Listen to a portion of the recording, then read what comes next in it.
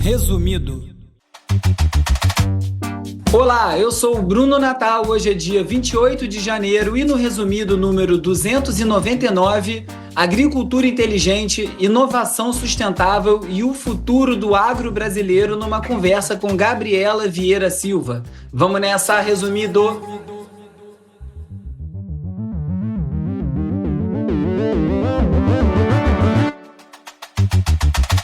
Olá, resumista! Esse é o Resumido, um podcast sobre cultura digital e o impacto da tecnologia em todos os aspectos das nossas vidas. Essa semana, no Resumido Entrevista, a conversa é com a pesquisadora e empreendedora em Agritech, Gabriela Vieira Silva. Oi, Gabriela, tudo bom? Olá, Bruno, tudo bem com você? Obrigada pelo convite, prazer estar aqui com vocês. Eu que agradeço a disponibilidade. Eu vou abrir aqui com uma apresentação, vou ler. E você depois me diz se está bem apresentada. Doutora em Agronomia, Gabriela Vieira Silva é pesquisadora da Fitolab e fundadora da Agribela, uma agritech especializada em tecnologias para o controle biológico de pragas agrícolas. A Agribela nasceu na incubadora da Universidade Estadual de Londrina, hoje atende pequenos e grandes produtores rurais de grãos e cana-de-açúcar. A empresa foi reconhecida num evento de sustentabilidade agrícola realizado pela ONU, Sebrae e Embrapa. Tá certinho? É isso aí, muito bom, bem apresentado. Beleza, Gabriela. Bom, então entrando aqui direto no tema, essa série de entrevistas esse ano do Resumido Entrevista está muito baseado em inteligência artificial. Então eu queria saber já de cara como que a inteligência artificial está transformando o agronegócio brasileiro e quais são as principais inovações que você vê no campo. Perfeito. Bom, primeiro, acho que cabe aqui ressaltar, né, a importância de abordar temas como esses. Eu acompanhei os episódios anteriores aqui do podcast, né, você trazendo aí em relação à medicina, o episódio passado, se não me engano, a respeito de LGPD, enfim. Então, bastante importante trazer esse tema, né, e agradeço a oportunidade de estar aqui falando sobre o agro. E a inteligência artificial no agronegócio parece algo muito recente, né? Para muita gente é novo. De fato, a gente tem essas ferramentas, essas informações chegando diretamente ao campo de uns tempos para cá, mas a gente tem as pesquisas, né? A inovação já acontecendo há muito tempo, né? E também acho que algo que acontece bastante é que o pessoal costuma achar que inteligência artificial é o ChatGPT, né? E nada mais que isso. E muito pelo contrário, a gente tem muitas outras coisas, inclusive no agro, a gente tem uma realidade de uma inteligência artificial muito mais preditiva do que generativa, como é o ChatGPT, embora ele também nos ajude bastante. Eu poderia dar vários exemplos aqui, mas vou iniciar por algo que é bastante comentado e que talvez o ouvinte aqui já tenha ouvido falar, que é a respeito, por exemplo, das máquinas conectadas, né? Dentro desse arcabouço aí de inteligência artificial, puxando um pouco para machine learning também. Então, quando a gente pensa na agricultura há anos atrás, muitos anos atrás, a semeadura, por exemplo, de uma lavoura de soja, de milho, de arroz. Vamos pegar soja e milho, que são situações melhores. Você fazia manualmente, né, no início, depois você passa para alguns implementos ali ainda manuais, analógicos, vamos chamar assim, e depois vem essas máquinas, grandes máquinas interligadas. Hoje a gente tem tudo georreferenciado, então muitas máquinas são autônomas, você dispensa, né, a figura humana ali o tempo todo em cima da máquina para que tudo saia corretamente. Então a gente tem tudo muito mais conectado e isso facilita muito a atividade, dá mais, gasta menos tempo, né? Você consegue um maior rendimento e obviamente a produtividade também é refletida nesse aspecto, visto que os erros são menores, né? Então a conectividade, aprendizado de máquinas é uma das figuras aí, das imagens que a gente tem, onde mais se aplica, né, inteligência artificial e outras coisas trazidas aí pelo mundo digital que a gente vive. É que a agricultura, as pessoas, bom, nas cidades, pelo menos, tem uma impressão, às vezes, ou meio romantizada, uma visão do que é o campo, que, óbvio, existem os pequenos produtores, são mais manuais e tal, mas existem essas grandes empresas que são ultra tecnológicas, né? Assim, o campo é um lugar de muito avanço tecnológico, apesar de algumas pessoas não terem essa impressão. E aí, qual é o papel dessas agritechs, startups na modernização da agricultura no Brasil? Existe mesmo essa visão romantizada, né? E é algo que a gente poderia dizer que a gente luta diariamente para combater esse tipo de imagem e trazer de fato o que é a realidade do campo, porque a gente tem, óbvio, a gente pode melhorar muito, como todas as áreas, né? Todos os setores, mas nós somos de fato bastante preocupados em trazer o que a gente pode trazer de melhor, né? Então, nesse aspecto de inovação, por exemplo, as agtechs, as startups, né, essas pequenas empresas que surgem como pequenas, mas muitas hoje são grandes, né? E vêm com uma pegada um pouco mais acelerada em relação a grandes empresas que, por conta do seu tamanho, são mais enrijecidas, um pouco mais engessadas, mais burocráticas, né? Então, trazer essas tecnologias novas de uma forma mais ágil facilita bastante a implementação e eu gosto bastante de falar sobre isso, porque assim, no agro, vamos pegar vamos supor, o desenvolvimento de um aplicativo para qualquer outra área, contabilidade, enfim. Você desenvolve algo, você testa ali e não deu certo, uma versão beta, você vai ali rapidamente, você consegue fazer as melhorias.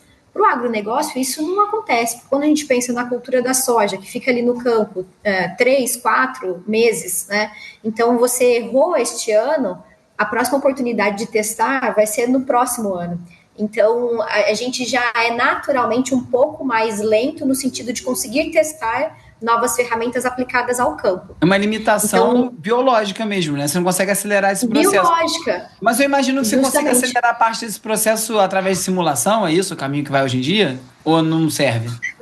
Ainda não é uma realidade no sentido da pesquisa, do desenvolvimento, as questões de simulação, né? A gente tem muitas variáveis, o campo é muito dinâmico, a gente tem pragas, tem doenças, tem plantas daninhas, então não dá para a gente simular todo o ambiente. Obviamente que algumas partes a gente consegue sim fazer em pequena escala, em laboratório, em casa de vegetação, mas não é tudo que se aplica, então a gente precisa desse teste mesmo a campo, né?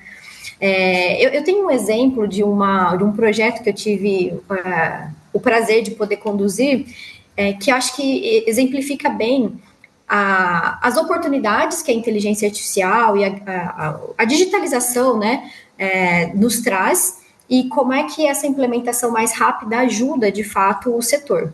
Então, eu sou entomologista, né, isso significa que eu estudo insetos, mais especificamente insetos praga, e já tem mais de 15 anos que eu estou nessa área. Cana-de-açúcar, o Brasil é o maior produtor de cana, a gente varia um pouco, né, ao longo dos anos, mas em torno de 9 milhões de hectares de cana-de-açúcar plantados. E a gente tem uma praga chamada broca da cana-de-açúcar, né, uma lagarta, que é bastante prejudicial e acontece aí nos canaviais de praticamente todo o Brasil. Para vocês terem ideia, né, dentro da agricultura, a gente não sai aplicando, né, os inseticidas, os produtos à torta e à direito, conforme manda, hoje eu quero aplicar, não é bem assim. A gente faz um monitoramento e quando essa praga chega num determinado nível, que a gente chama de nível de ação, a gente aplica, então, esse produto para o combate, né? A broca da cana-de-açúcar, então imaginem aí a cana, essa lagarta, ela fica dentro da cana-de-açúcar, então ela perfura o colmo e fica ali dentro. Quando a gente olha para um cenário de 5 anos atrás, eu não estou falando de muito tempo, a amostragem da broca da cana era feita por equipes de 8, 10 pessoas que iam para os canaviais, e aí tem que cortar a cana, abrir essa planta e contar ali quantas lagartas tem, né, nas plantas. Então, uma amostragem muito manual, onerosa.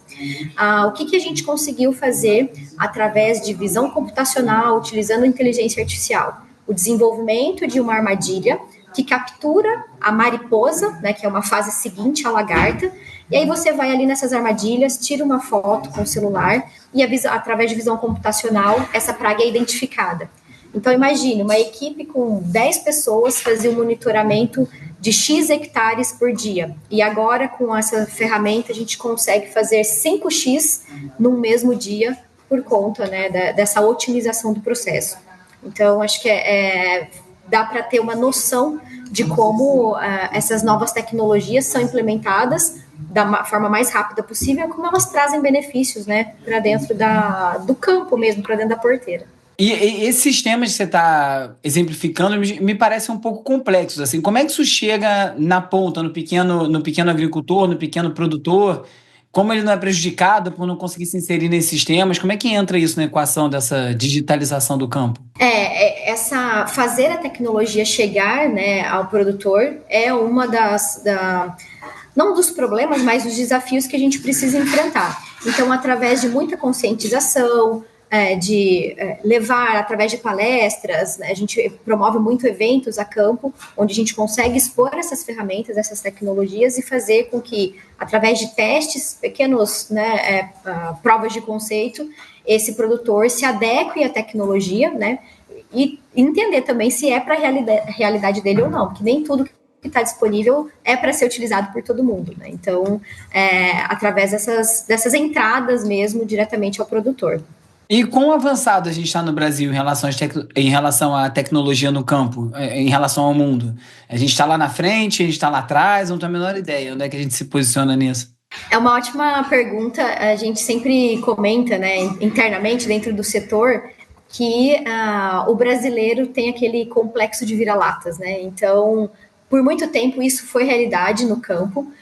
Hoje não mais. O Brasil tem uma agricultura que a gente chama de agricultura tropical. Então, nós temos aí, quando a gente compara com países que estão em outras localidades do globo, né, que podem fazer uma safra por questões climáticas mesmo, em algumas áreas a gente consegue fazer 2 até 3 safras, né, dentro de um mesmo período, de um mesmo ano. Então, isso é o cenário perfeito para o desenvolvimento de solução de problema, porque nós temos muito problema, a gente tem muita praga, a gente tem muita doença, tem os fatores climáticos, a gente está passando por isso, né, em algumas localidades chovendo muito, em outras os produtores perdendo por seca. Então, hoje eu digo com toda certeza que nós estamos à frente de muitos, né, que por muitas vezes nos consideraram atrasados no sentido de desenvolvimento de tecnologias. Então, a gente tem investido bastante, né, nessas ferramentas, nas pesquisas, nas equipes, as instituições, tanto públicas quanto privadas, né, têm investido mesmo, de fato, tempo, dinheiro, para que nós estejamos, de fato, na ponta. Então, hoje, por conta desse cenário, né, de tropicalidade, vamos dizer assim, nós temos um desenvolvimento muito avançado. É interessante essa questão da tropicalidade, eu não tinha pensado assim, né? Você falou a questão da dificuldade de experimento, né? Por conta do tempo que demora. Eu imagino no hemisfério norte, onde a sazonalidade é mais marcada, talvez tenha que realmente esperar um ano para experimentar alguma coisa. Que tipo de vantagem competitiva isso traz para o Brasil em termos de desenvolvimento de tecnologia? A gente acaba virando um campo mais propenso a evoluir mais rápido, porque pode experimentar mais, ou isso não chega a ser uma vantagem objetiva? Sim, não, eu falo assim, como a gente tem mais problemas, a gente tem mais possibilidades de resolver esses problemas, né? Então, às vezes, o que nós temos, África, Austrália, a gente consegue ter tudo concentrado aqui pela dimensão, né, do nosso país e pelas diversas culturas que a gente tem. A gente não planta só uma espécie, né? A gente tem muitas culturas que são plantadas e que em outras localidades isso é numa menor escala. Então, acaba sendo, de fato, uma vantagem para que a gente consiga desenvolver as soluções. E o agronegócio também é muito criticado no Brasil por conta das questões ambientais, em relação à soja e tudo mais, desmatamento. Como é que a tecnologia pode começar a contribuir tanto para diminuir os efeitos negativos, quanto para conseguir mudar alguns sistemas, alguma forma como a coisa é feita? Entra isso? Tem essa possibilidade? Sem dúvidas, a gente tem sim, e até aquilo que a gente comentou, né, de uma visão muitas vezes deturpada mesmo de como é o agronegócio, eu falei, bom, a gente pode, a forma como a gente pode melhorar em muito, de fato, a gente tem muitos pontos para serem melhorados, mas a gente tem evoluído de uma forma, assim, fantástica. Para ser mais objetiva na resposta e dar um exemplo de como a tecnologia pode nos ajudar a mudar efeitos negativos, né? A própria aplicação de insumos químicos, de inseticidas, de fungicidas, quando eu tenho condição de fazer uma amostragem de pragas, por exemplo, com uma maior acurácia, de saber o melhor momento para fazer essa aplicação, isso já evita um gasto, né, uma aplicação desnecessária de um produto químico, que muitas vezes pode causar certo desequilíbrio ali no ambiente. E eu posso juntar, por exemplo, a agricultura de precisão. Hoje isso não é realidade ainda para inseticidas, mas para outros produtos sim, onde imagine que você tem uma área, vamos falar de adubação, e essa área, 5.000 hectares, os 5 mil hectares não precisam de adubo na mesma proporção para cada uma das partes. Quando a gente fala de uma agricultura de precisão, eu consigo fazer um mapeamento e colocar a quantidade certa de adubo em cada uma das áreas de acordo com a demanda. A gente ainda não tem essa colocação específica de inseticidas em determinadas partes da lavoura, mas para as plantas daninhas, a gente já consegue fazer isso, a gente chama de catação. Então, imaginem que numa mesma área, nesses 5 mil hectares que eu dei o exemplo do adubo, a gente tem plantas daninhas que é mato, né? São plantas que vão competir com aquelas plantas que a gente está produzindo. E esse mato a gente não quer na lavoura. Então, a gente pode fazer um mapeamento aéreo através de drones. Os drones identificam as áreas onde tem a concentração dessas plantas daninhas. E depois, com esse mapa, você pode colocar, né, esse mapa num outro drone, um drone de aplicação. E esse drone vai fazer o que a gente chama de catação. Ele vai, naqueles lugares pontuais, aplicar o herbicida para conseguir combater aquela praga, né? Já existe, já é aplicado no campo hoje em dia? Isso já existe, é fantástico, né? Então, você imagina, ao invés de aplicar produto em toda a área, você vai aplicar especificamente onde há necessidade. Você economiza tempo do pesticida, no caso, você diminui o volume. Perfeito. Mas não tem nada num caminho de melhorar ou diminuir a toxicidade desses pesticidas para o humano, para a lavoura e tal? Também tem algum estudo nesse caminho? Tem muita coisa. Quando a gente olha, eu vou falar dos inseticidas, que é a minha área, né? Quando a gente olha para uma linha do tempo aí, os produtos químicos no geral começaram a ser mais utilizados ali na década de 50, num pós-guerra, onde a gente chama, né, a segunda revolução, que é a Revolução Verde. Então, durante a Revolução Verde, houve um aumento nas pesquisas, no empenho para desenvolver novos produtos. E aí, os IDAs da vida, né, inseticidas, fungicidas, herbicidas, começaram a ser mais utilizados. Bom, essa época, a gente sabia muito pouco sobre esses produtos.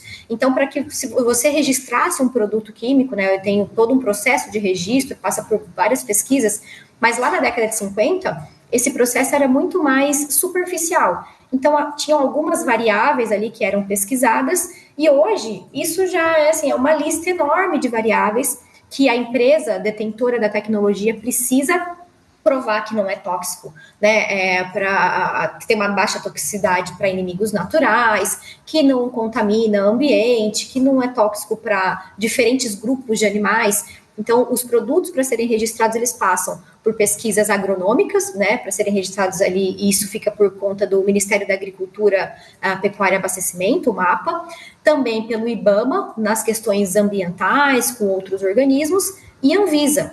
Então, assim, é um arcabouço de informações que a gente precisa, né, desenvolver para que esses produtos possam ser registrados.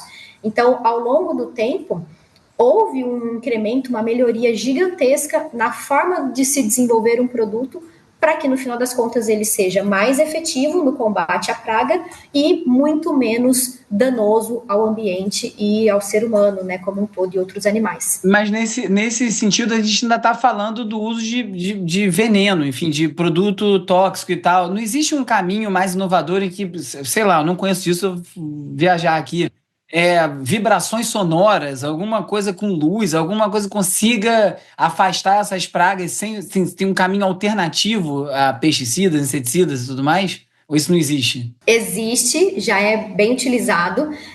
Dentro do conceito de manejo integrado de pragas, por exemplo, a gente tem diferentes ferramentas.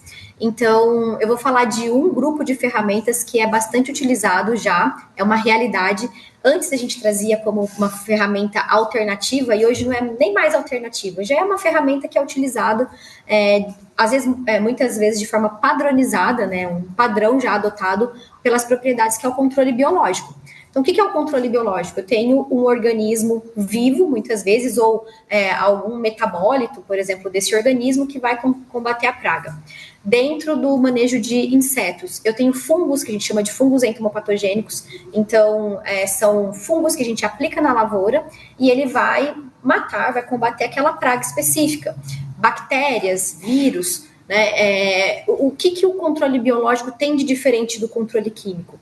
Ele é muito mais específico, então ele vai ser menos impactante para outros organismos que estejam na lavoura. Né? Então, é algo muito mais seguro inclusive para nós, seres humanos, né, que estamos ali na lida da lavoura, é muito mais seguro para a gente usar uma ferramenta biológica do que uma ferramenta química em termos de contaminação. Mas são mais caros, imagino. Não, nem sempre, nem sempre. Eu acho que vale a pena falar isso. O controle biológico, ele surgiu muito antes do controle químico, né? Porque o controle biológico, muitas vezes a gente tem um tipo de controle biológico, é o controle biológico natural. A gente não precisa colocar nada no ambiente. Naturalmente, existe o próprio equilíbrio. Então, fungos que vão combater os insetos, que estão ali, né, na lavoura sem que a gente interfira. Mas de 10 anos para cá, as ferramentas biológicas começaram a passar por um processo de profissionalização. Então, indústrias foram investindo, né, bastante no desenvolvimento dessas novas ferramentas, na industrialização da produção. Hoje a gente tem controle biológico por micro-organismos, como eu citei, né, vírus, bactérias e tudo mais, mas a gente também tem controle biológico por macro-organismos, que são outros insetos e até mesmo ácaros que são liberados na lavoura para matar outros insetos. Então, assim, todo esse conjunto de ferramentas vem como uma possibilidade bastante sustentável para que a gente tenha cada vez mais eficácia e menos prejudique menos o ambiente. Então, já é uma realidade. E qual é o futuro mais positivo ou desejado? O que tem aí no caminho para a agricultura que a gente não imagina? Porque mesmo com tanta tecnologia, a gente está falando de uma planta nascendo, né? Aquela coisa, tem uma expressão que os desenvolvedores de programas de software falam muito, que você, quando fala, bota mais um desenvolvedor, vai fazer mais rápido, fala, se você botar 9 mulheres grávidas, você não faz um bebê em um mês. Não faz um filho. Então, tem esses limites, né? Biológicos mesmo. Sim. E aí eu queria saber tanto de avanço técnico quanto de avanço de produto mesmo, sei lá, sintetização de determinadas coisas, produtos sintéticos. Como é que é esse caminho? O que é o que tem pela frente? E quais são as oportunidades que tem, né? Para quem gosta de tecnologia, trabalha com essa área, onde é que se insere nesse lugar? Olha, as oportunidades são as melhores e tem muita coisa para ser feita, muita coisa mesmo. Eu diria, assim, no aspecto de controle de pragas, é claro que a gente já está numa crescente há mais ou menos 5 anos dessas ferramentas biológicas e isso vai continuar acontecendo, né? A gente passa por gerações de produtos biológicos. Antes eu tinha o próprio micro-organismo. Hoje eu tenho algumas outras formas biológicas desse mesmo micro-organismo. A gente tem produtos à base de metabólitos, então eu não tenho mais o fungo ali, né, sendo o produto em si, mas um metabólito que esse fungo produz, que é utilizado para combater a praga. Então isso está evoluindo, mais uma vez, no sentido da eficácia e sustentabilidade. Tá? Então, isso falando especificamente dos biológicos. A gente tem outras ferramentas que estão sendo muito pesquisadas também, são ferramentas que já estão disponíveis, né? Os feromônios são substâncias que os insetos produzem, que vão, de alguma forma, atrapalhar o encontro, no caso dos feromônios sexuais, o encontro entre macho e fêmea. Não acontecendo o encontro, eles, né, não vão se reproduzir. E isso diminui a quantidade de pragas na lavoura. Então, essas outras ferramentas têm acontecido bastante. Mas algo, falando aí para quem, né, não é do agro especificamente, mas é da tecnologia, algo que a gente precisa desenvolver muito ainda são ferramentas de amostragem, né, ferramentas que nos permitam certa predição em relação ao que vai acontecer. Então, juntar a informação de clima, né? Então a temperatura X, a umidade Y, em certa faixa ali do globo, é um ambiente favorável para a ocorrência de determinada espécie de praga. E como é que essa praga vai ser amostrada? Não adianta eu ter também o software, não adianta eu ter o hardware e não ter ali a possibilidade de transmissão de dados. Então, sim, tudo isso ainda falta, né, quando a gente pensa em campo. A conectividade hoje é uma realidade nos grandes centros, mas quando a gente pensa na agricultura, a gente vive numa bolha, né? Nós, assim, né, nas cidades e tal, tem muita área descoberta, muita área onde a internet não é uma realidade. Então, esses pontos ainda precisam ser melhorados para que a gente tenha ainda mais sustentabilidade no nosso agronegócio brasileiro. Eu li uma vez sobre tagueamento dos grãos de maneira que todo grão, sei lá, determinada lavoura, todo arroz viesse como se fosse, com cada grão de arroz viesse marcado, como se fosse um QR Code específico daquele lugar, de maneira que a gente tivesse controle de origem, data, colheita e tudo mais, nesse nível individual, assim. Isso é muito distante ou isso vai acontecer mesmo? Eu acredito que vai acontecer, né? Já tem iniciativas nesse aspecto. A gente tem, através de blockchain, café, né, totalmente monitorado. Então, você sabe a árvore, de onde ele saiu, de onde vem o grão que está dentro daquele pacote de café que você comprou. Para cana-de-açúcar também existem essas iniciativas. Então, a produção da muda, quando que ela entrou na indústria para ser moída, tudo isso você consegue, né, esse rastreamento da cadeia. Para grãos, de forma geral, ainda não é uma realidade, mas mais tempo, menos tempo, isso vai acontecer. Para algodão também a gente já tem esse rastreamento, então a gente está próximos, talvez não tão próximos, mas é muito possível de ser uma realidade em aspectos gerais. E para fechar, qual é a coisa mais legal, assim, que você mais deseja que aconteça no agro, em termos de tecnologia? Pode ser uma coisa bem distante, não tem problema, mas o que você olha, quando você olha para o futuro, você fala, cara, quando isso aqui acontecer, vai ter mudado tudo e chegou em algum lugar novo? Olha, bom, vou puxar a sardinha para minha área, né, que é algo que eu tenho certeza que isso vai acontecer, eu vou ficar muito feliz quando isso acontecer. Eu tenho trabalhado, né, para isso, inclusive, no desenvolvimento de ferramentas de amostragem de pragas, né, porque hoje a gente tem alguma coisa, digital muito pouco, analógico mais, e muito ainda é feito com base num calendário, vamos dizer assim. E eu tenho certeza de que a partir do momento que a gente tiver mais ferramentas, ou ferramentas robustas de amostragem, com conectividade, com possibilidade de transmissão dessas informações, e que a gente possa acompanhar a lavoura dia a dia mesmo, talvez minuto a minuto, e saber qual mariposa está chegando, qual percevejo está chegando, se a mosca branca está aumentando ou diminuindo, isso vai fazer toda a diferença. A gente vai conseguir fazer um manejo muito mais eficiente mesmo, sabe? No sentido de aplicar no momento correto, matar a praga que precisa ser morta, né? Preservar o inimigo natural. Isso, como entomologista, para mim é um sonho. Tá bom, Gabriela, muito obrigado, valeu pela conversa aí, é bom conhecer um pouco mais sobre essa área, sobre a qual eu conheço quase nada, imagino que os ouvintes também não conheçam tanto. Quem quiser acompanhar seu trabalho, te encontra onde? Legal, Gabriela Vieira no LinkedIn, no Instagram também, e vou aproveitar e fazer uma propaganda aqui. Eu tenho um podcast chamado MIP em Dia. MIP significa manejo integrado de pragas. Então, para quem se interessar mais pelo assunto, tá lá no Spotify, no YouTube, vocês também conseguem acessar. Beleza, quem quiser saber mais já sabe onde encontra então. Muito obrigado, Gabriela. Eu que agradeço, Bruno. O Resumido é apresentado por mim, Bruno Natal. O roteiro é escrito por mim, pelo Agenor Neto, com a colaboração do Carlos Calbuque Albuquerque. O Cauê Marques coedita o roteiro, a newsletter O Futuro Explicado e as redes sociais, que contam com animações do Peri Selmanman e design do Felipe Araújo. A edição e mixagem é feita pelo Hugo Rocha, a foto da capa é do Jorge Bispo e o tema original foi composto pelo Gustavo Silveira. Eu sou o Bruno Natal, obrigado pela audiência. Semana que vem tem mais Resumido de volta no formato tradicional. Vamos nessa, Resumido!